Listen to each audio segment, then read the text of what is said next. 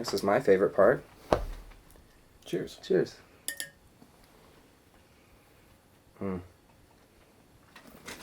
Oh, that first sip is delicious. So, all wines are evaluated on a few different things. Color, intensity, so what does it look like? Aroma, what does it smell like? And palate and structure. What does it taste like, and how does it react and move across your palate and in your mouth? And then you finish off with complexity and kind of the finish. Like once you take a sip and breathe out, how long does it last? Is it complex? Is it deep? Is it brooding? How does it finish? How does it end after you're done tasting? Well, I would say this is a gold with maybe a tiny hint of green. So that could just be the pandas, but it could be the pandas. You're right. So I always have a little white linen, so you can look through the wine onto the white surface, because if you look through on a panda surface, not exactly the best surface for evaluating wine. Nose, what do you think? I would say this is sort of almost green apple-y on the nose. Which doesn't mean it was made from apples. No, it does not. And that is a common misconception. There are so many scents and aromas that come out of a glass of wine. When a server says, this has hints of cranberries, or this is, subtle ideas of rose petals dancing in the wind, they weren't made from roses. They were not made from cranberries and or apples. It's just what the wine is smelling like. So keep that in mind. And all that indicates is like where it was made and how it was grown. Totally. And what the weather was that growing season. Yeah, there are a lot of things that can impart different flavor profiles or scents on a wine. And each wine, even once you get down to the varietal itself, whether it be Pinot Noir, or whether it be Chardonnay, Cab Franc, all of these wines, Syrah, have little hinters, like Syrah, black pepper is going to usually come out of that versus,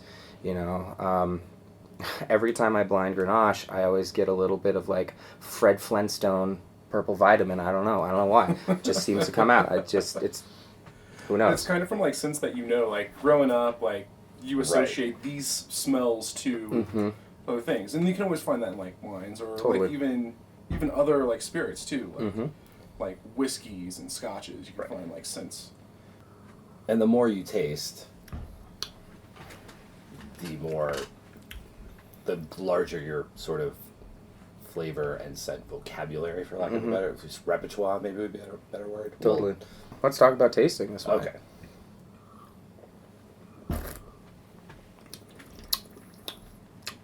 So you notice Tim and I make that little bubbling sound with our mouth. It almost is reminiscent of, dare I say, a bong rip.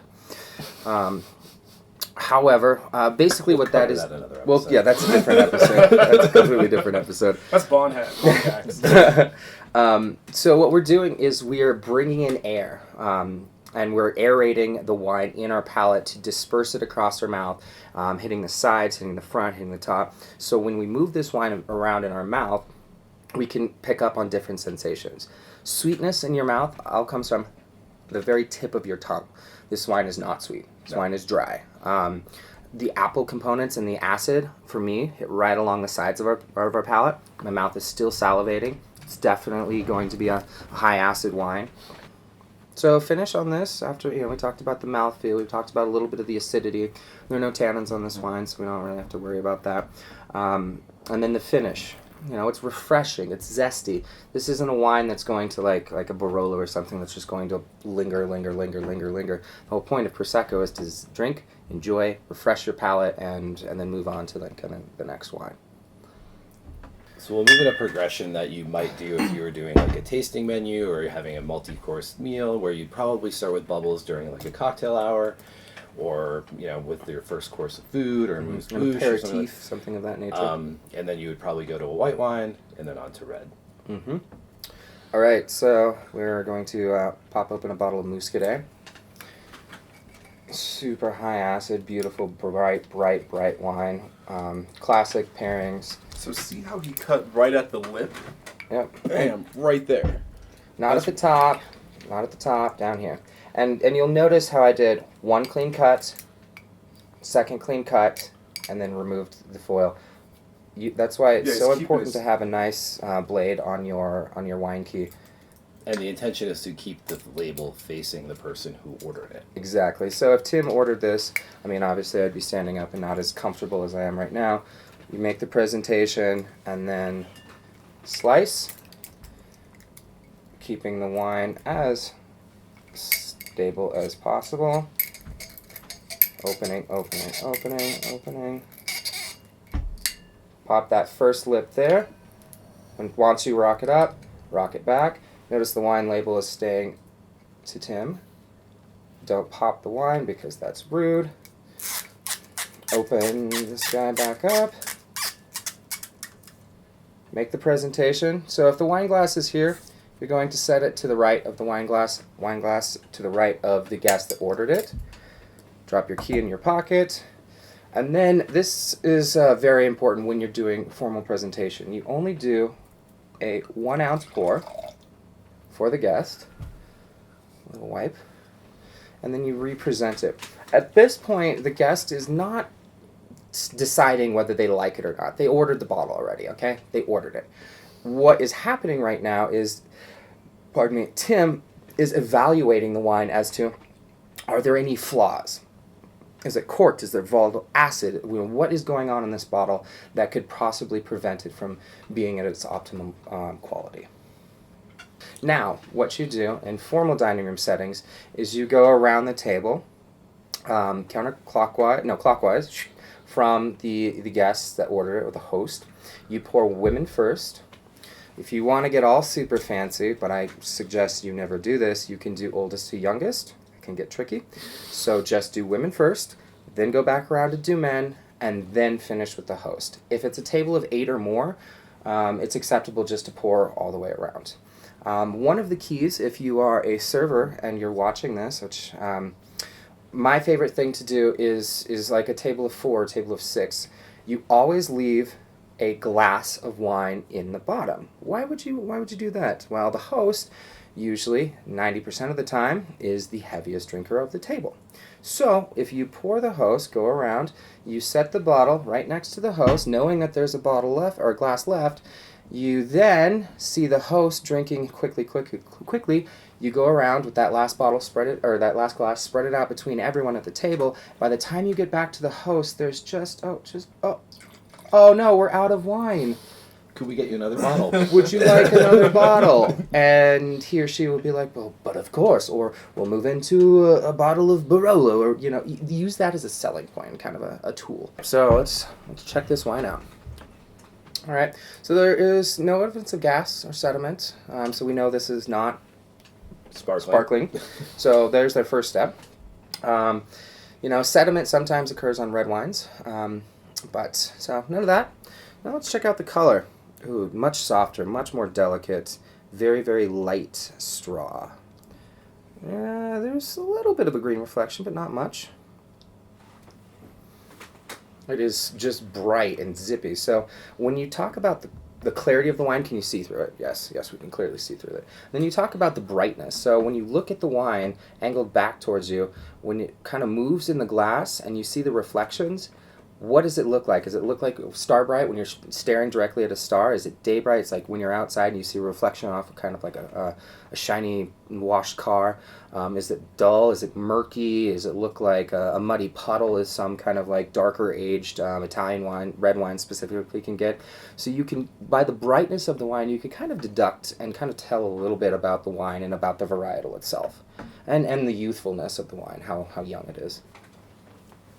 I'd say this wine is a little citrusy on the nose. Oh, definitely citrus. Now, in the citrus, let's break that down. So when we talk about, we always start here, and then we go here, and we go here, and then we go here. So if you hear the word citrus, okay, perfect. Umbrella term. Now, is it lemon? Is it orange? Is it lime? Is it Meyer lemon? Is it grapefruit? I would say this smells a lot like, if we're breaking it down that way, it's a overripe lime, almost like Totally. mealy. Totally. So then you use the word mealy. So now, is it the zest of the lime? Because now we're down to lime. Is it the zest? Is it the pith? Or is it the juice? I think this would be a juice. Yeah, totally. And, a little past its prime, we'll say. Not quite as, like, sharp as, it's kind of a softer... So surly, right on the front of this wine, surly it means aged on the lees, and essentially what the lees is the yeast sediments and these particles that start the fermentation of the wine and are present throughout the entire fermentation. That being said, the lees gives a little bit of structure and a little bit of body to it. Lees is very important to a lot of wines, champagne in particular, but this gives it a little bit more structure, a little bit more mid-palate as opposed to just clean, bright, zip done.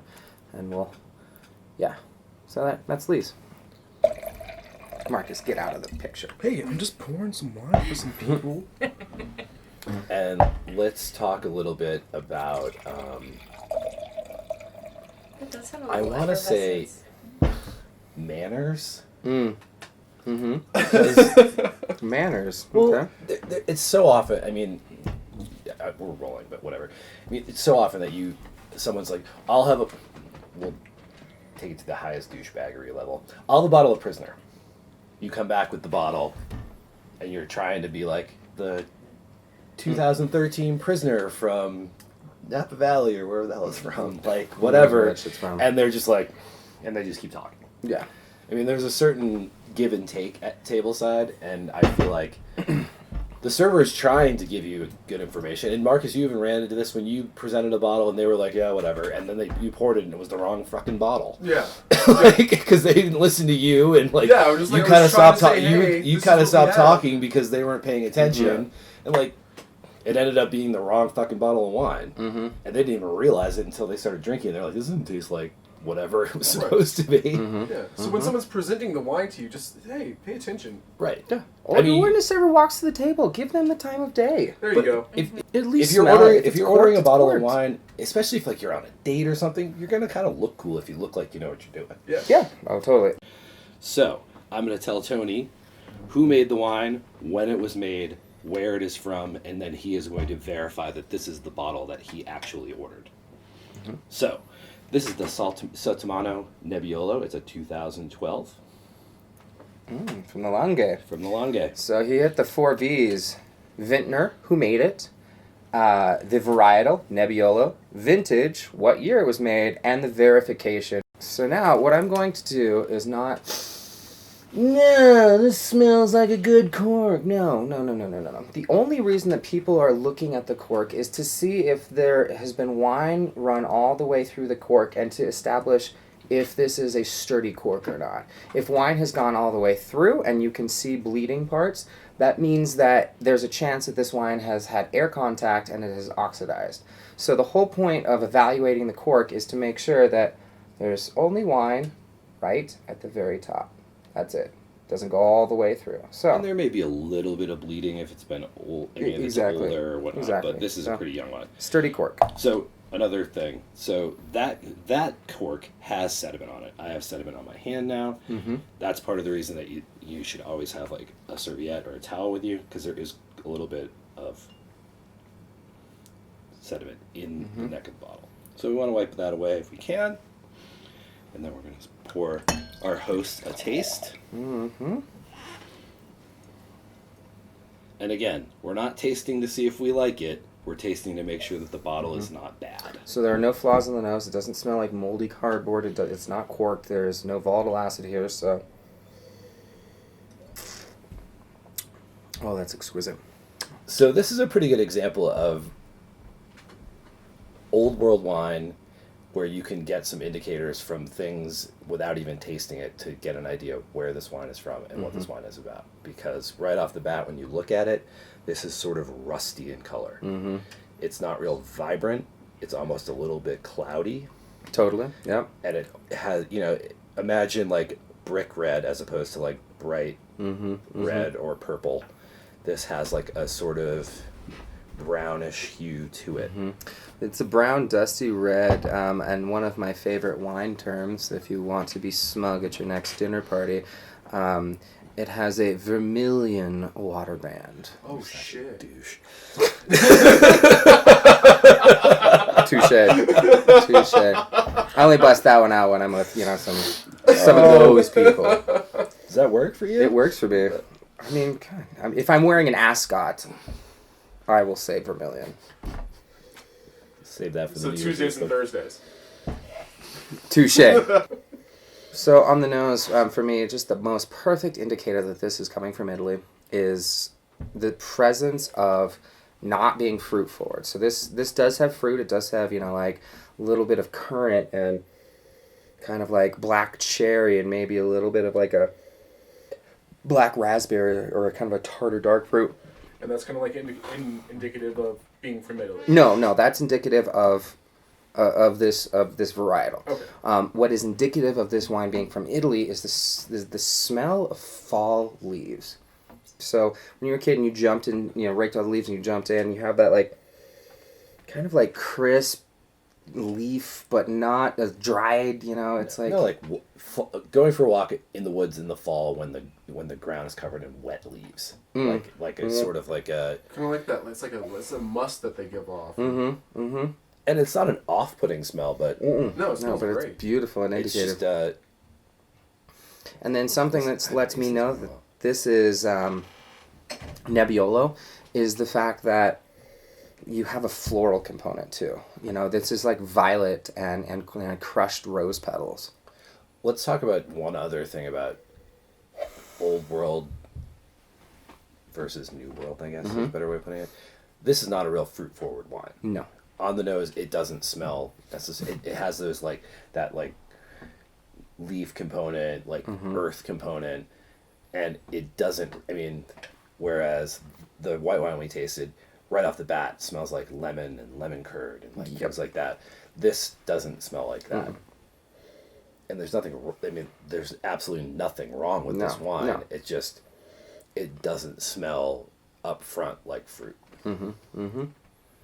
The New World is categorized by a little bit hotter, warmer climate and a little bit more fruit-forward juice, versus the Old World is just like earthy and dark. And it's there's nothing right or wrong. People have their own preferences, but if I'm drinking, I prefer the Old World. The vines on this vineyard look awful. They're like scrub vines, they're growing in soil that you couldn't grow any vegetable in. You couldn't grow anything except for grapes. It's rocky. It doesn't look like a farm, except for the fact that they're growing grapes there. And it's very rustic and a lot of things, but it doesn't look, it's not like they could rip up the grapes and plant broccoli. I mean, nothing will grow there except for grapes, because grapevines will grow deeper and deeper and deeper into the ground the longer they're longer they're there, and find water, whereas other things will That's it. only grow 6 to 8 inches into the ground, and that's it.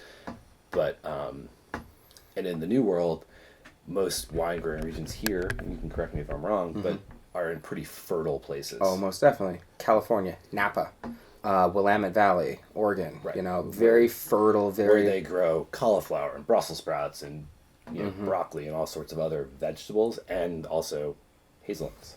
So that's why their taste more fruit forward here. Or? It could be partially because the soil is better for growing. It could also be that the grape vines are younger. Older vines are going to have more of those non-fruit characteristics shine through, whereas a lot of New World wines are going to seem fruitier. Like people. Let's talk about the palates. All right.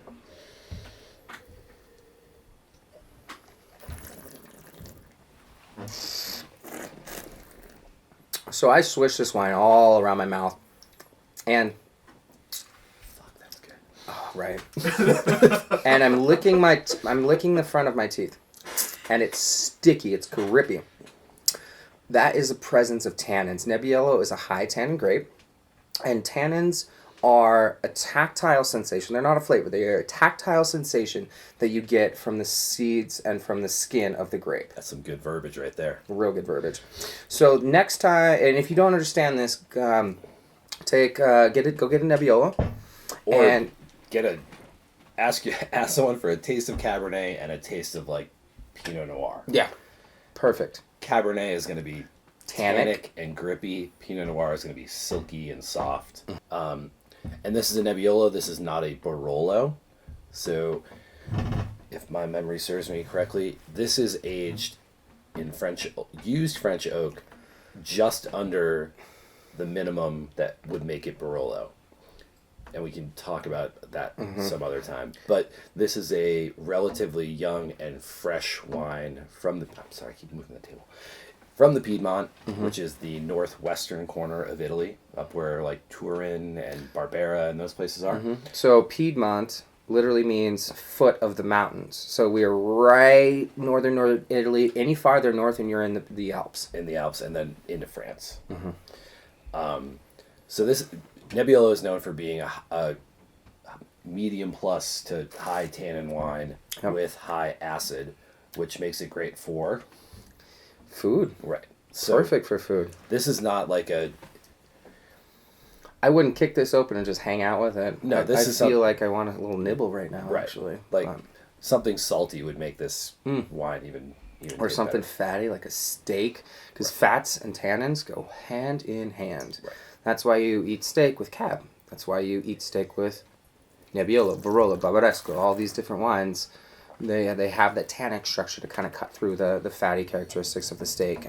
But with the higher meat. acid, this makes this wine a little bit more versatile. You can eat it with some others. So speaking of higher acid, let's talk about just the commonality of the difference between Old World and New World in the respect that Old World wines usually have higher acid and lower alcohol, because acid and alcohol are an immediate trade-off, inverse. If it's a high alcohol, it's low acid. If it's high acid, it's low alcohol. So now let's talk about the finish on this wine. I exhale. Still going. I'm still getting a little bit of like forest floor, a little bit of like dark earth, a little bit of... But on the exhale, you can also kind of get a little bit of that oak from the aging. What does oak taste like? Yeah. I always think it tastes like leather. Yeah, kind of, sort of, not really. Oak doesn't really have a taste. Oak has more of a tactile sensation, so you can get oak tannins on the sides of your cheeks, at the bottom of your palate. Oak is more present on the nose. So it's like a feel. It's less present, I would say, in red wine than it is in white wine. Oak-aged white wine, you can tell it's been it has a little bit of almost like a wood chip kind of Flavor. Texture. and you can certainly smell it. Oak is used, I think, in the red wine world more to make the wine drinkable sooner. Because if this wine had just been stainless, fermented in stainless or in concrete or something like that, it would the acid would be too high and the tannins would be like It wouldn't be ripping integrated. your gums out of your face. Yeah. It helps round out the wine and make it softer. Is that a Totally. good way of putting it?